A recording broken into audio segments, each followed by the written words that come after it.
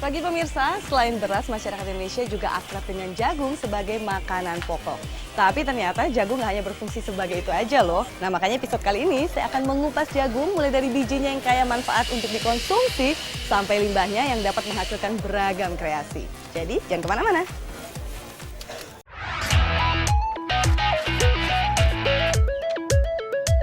Dari dulu hingga sekarang, mengonsumsi jagung sebagai makanan pokok memang sudah bukan hal asing di wilayah Jawa Timur, terutama di Madura.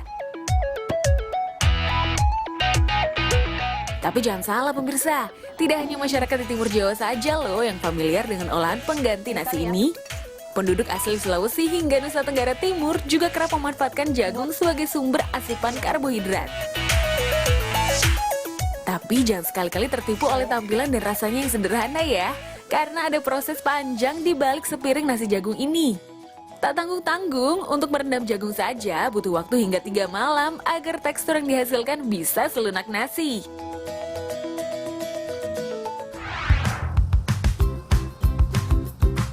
Meninggalkan Jawa Timur, Sulawesi, dan Nusa Tenggara Timur, sejenak bergeser ke Aceh. Jika tadi jagung diolah menjadi nasi, lain halnya dengan kota berjulukan Serambi Mekah ini. Jagung justru diolah menjadi bubur. Eits, tapi jangan berpikir rasanya akan setawar nasi jagung atau gurih layaknya bubur ayam ya. Karena salah satu kreasi bubur khas Aceh ini identik dengan rasa manis. Hal ini tak terlepas dari peran jagung manis sebagai bahan utamanya. Agar manisnya bisa maksimal, maka kualitas terbaiklah yang dipilih. Selain kualitas, untuk mendapatkan kekhasan rasa bubur, kuncinya terletak pada saat proses pengirisan. Jika biasanya hanya butuh 1 kali irisan, khusus untuk olahan bubur jagung bisa sampai 3 kali. Tujuannya mendapatkan hasil setipis mungkin agar mudah dihaluskan. Jagung halus kemudian diberi campuran susu, gula, serta biji mutiara untuk mempercantik sajian. Tak lupa ditaburi irisan biji jagung untuk semakin memperkuat rasa pada bubur. Sejak diciptakan pada tahun 2008, pamor bubur jagung terus meningkat. Kedai bubur jagung kian mewabah. Apalagi saat bulan Ramadan tiba, bubur jagung selalu laris manis di borong warga Aceh. Iya, dalam hitungan tahun, bubur jagung seolah mendadak menjadi salah satu menu wajib saat berbuka puasa.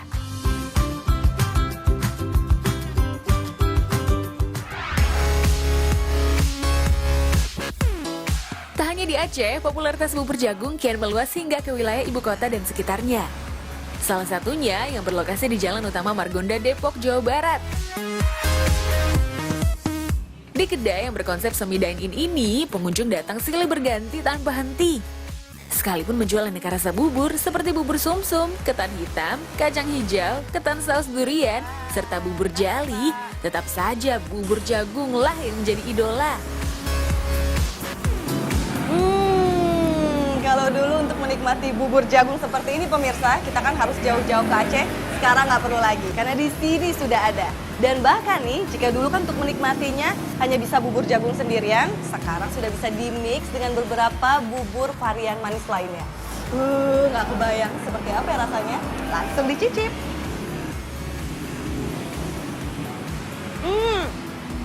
Ternyata rasanya sama seperti waktu saya ke Aceh. Top banget. Alasan rasa dan kualitas yang sama dengan tempat asalnya tak terlepas dari campur tangan sang pemilik. Siapa yang akan menyangka jika pemilik dari kedai bubur yang beroperasi sejak tahun 2010 ini tak lain adalah sang kreator bubur jagung Aceh yang melebarkan sayap usahanya ke Jakarta. Karena kan bahan yang seperti berne itu nggak ada di sini emang. Harus kita datangkan dari sana. Ternyata originalitas Mumbulah menjadi rahasia di balik kualitas rasa jajanan khas Aceh ini.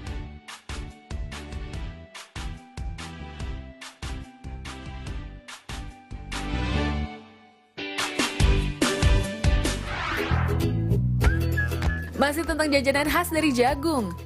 Jawa Tengah juga punya nih pemirsa. Buat yang rajin ke pasar tradisional, pasti tak asing dengan cemilan yang satu ini. Ya, grontol jagung.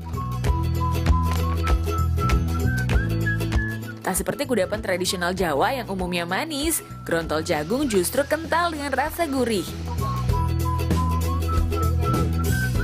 Pipilan jagung yang direbus selama 3 jam hanya diberi parutan kelapa serta taburan garam, kemudian disajikan di atas daun pisang. Dulu, grontol jagung mudah dijumpai, bahkan di wilayah ibu kota sekalipun. Tapi sekarang, pamornya sudah kalah dengan jagung rebus, aneka topping atau yang dikenal dengan jasuke, jagung susu keju. Tak hanya susu dan keju, beragam topping mulai dari topping manis seperti coklat, strawberry, blueberry, kemudian topping gurih hingga pedas bisa menjadi pilihan rasa.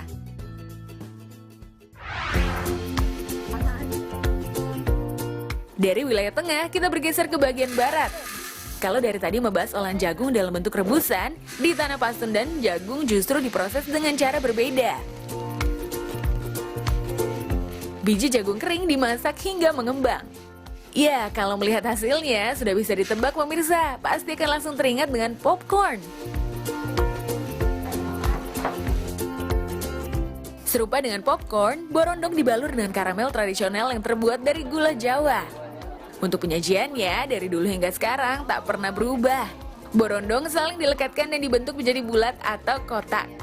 Berbeda dengan popcorn yang menurut bukti arkeolog sudah ada sejak lebih dari 6.000 tahun lalu, cemilan yang dikenal dengan borondong jagung ini justru baru ngehits di era 90-an.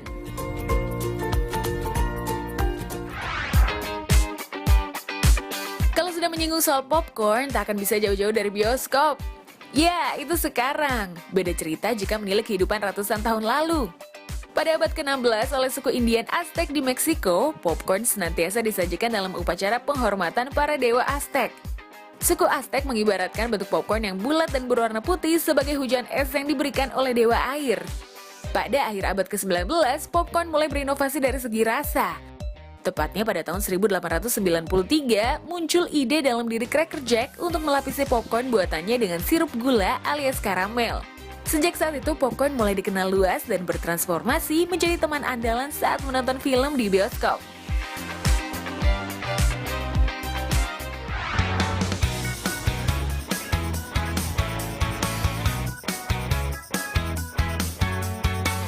Sekarang ini ada kios yang khusus menjual popcorn loh.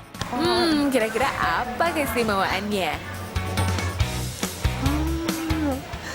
Nah pemirsa, kalau dulu kan yang kita kenal itu popcorn rasanya kalau nggak manis, kalau nggak asin. Tapi sekarang udah beda pemirsa.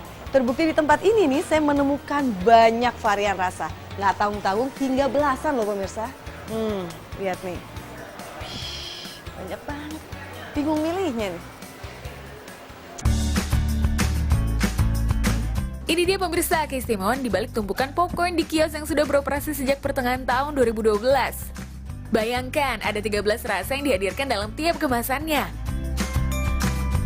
Jika umumnya wangi popcorn berasal dari mentega, tapi proses ini benar-benar bebas loh dari campuran mentega atau butter. Jadi aman dikonsumsi terutama bagi pemirsa yang sedang diet. Kita punya bumbu itu senatural mungkin. Maksudnya kita tuh nggak pakai bahan-bahan kimia tuh yang berbahaya buat kesehatan. Jadi kita benar-benar natural, kayak karamel kita nggak pakai essence, kita nggak pakai pemanis buatan, kita benar-benar murni dari brown sugar. Dengan bahan serta proses produksi yang terbilang alami, bersih dan sehat, jadi nggak sabar ingin segera mencicipi dan memborong. Tapi kalau dihadapkan pada pilihan sebanyak ini sih, siapa yang nggak akan kesulitan untuk menentukan pilihan ya? Jadi pemirsa kan kalau biasa kita makan popcorn, itu kan ada yang tertinggal ya, ada yang nyelekit gitu kan. Dan rasanya tuh terlalu asin atau terlalu manis. Tapi kalau ini, itu tenang pemirsa, karena memang bahannya alami kan. Dan proses itu nggak bisa membohongi hasil. Jadi nggak ada tuh batuk-batuk, pokoknya enak banget deh.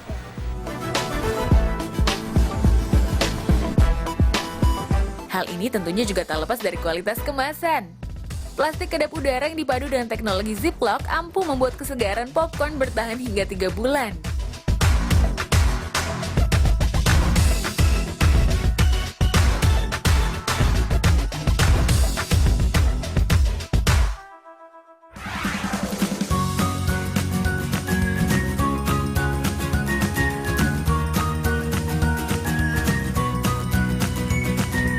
Setelah bertransformasi menjadi cemilan bioskop hingga produk kemasan dengan aneka varian, kini masyarakat semakin kreatif memanfaatkan kudapan dari biji jagung ini.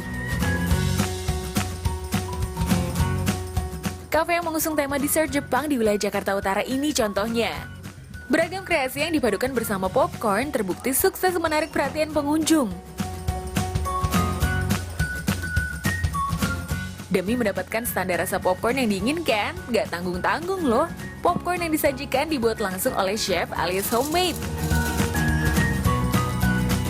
Iya, layaknya membuat popcorn di rumah, biji jagung dimasak bersama mentega atau minyak zaitun. Kemudian tutup wajan hingga jagung mengembang.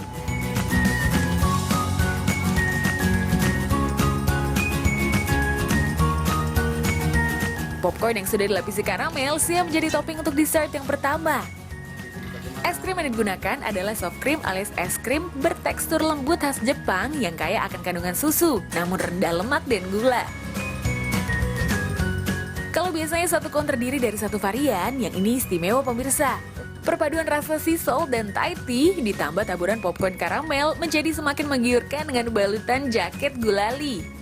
Melihat tampilan dessert secantik ini, jadi sayang buat dimakan.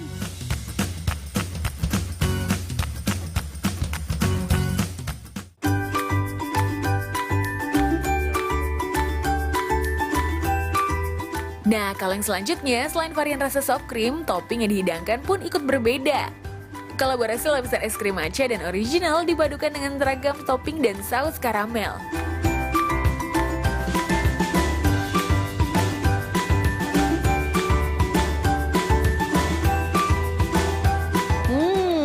Masih tentang jagung pemirsa, tapi yang ini nih babak keduanya. Kalau di atasnya kan bisa dilihat penuh dengan popcorn karamel.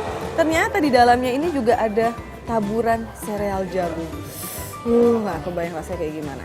Jadi sikat.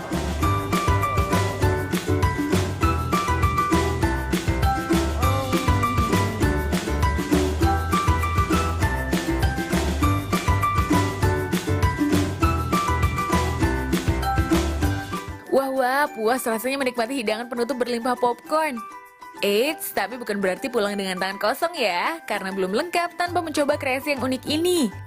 Popcorn berlapis marshmallow yang membalut sekujur bagian atas cone. Oke. Oh, ini dia penutupnya. Bisa dilihat kan ini cone yang bertabur dengan popcorn. Tapi ternyata pemirsa ada juga nih cone ice cream yang terbuat dari jagung. Penasaran? Ikuti saya.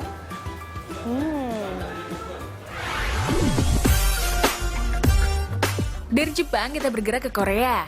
Kalau tadi sudah mencicipi es krim ala negeri Sakura, sekarang saatnya mencoba kreasi dari negeri Bensuju berasal. Wah. Nah, buat pemirsa nih yang termasuk penggemar kuliner Korea, pasti udah gak asing dong dengan es krim asal negeri ginseng ini. Tapi tahu nggak kalau ternyata cone es krim yang berbentuk huruf J ini rupanya terbuatnya dari jagung loh. Ini buktinya.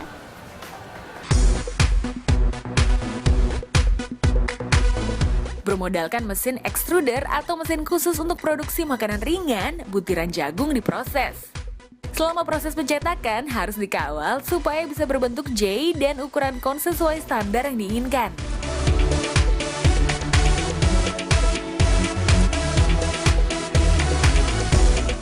Dulu, Jipanggi alias cone jagung dinikmati sebagai cemilan tradisional biasa tanpa tambahan atau campuran topping apapun. Tapi sejak maraknya street snack di Insadong, Korea Selatan, tercetuslah ide untuk menambahkan es krim di dalamnya. Tak lupa tambahan topping yang menjadikan tampilan semakin cute.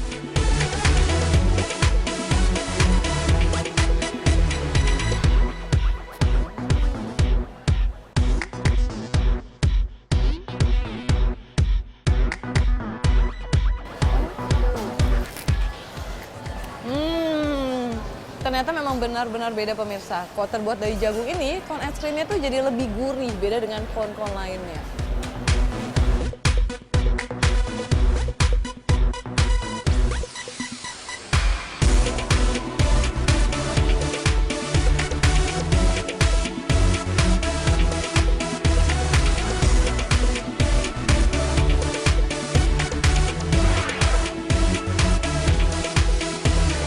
Wah, puas ya berkeliling menikmati ragam sajian olahan jagung?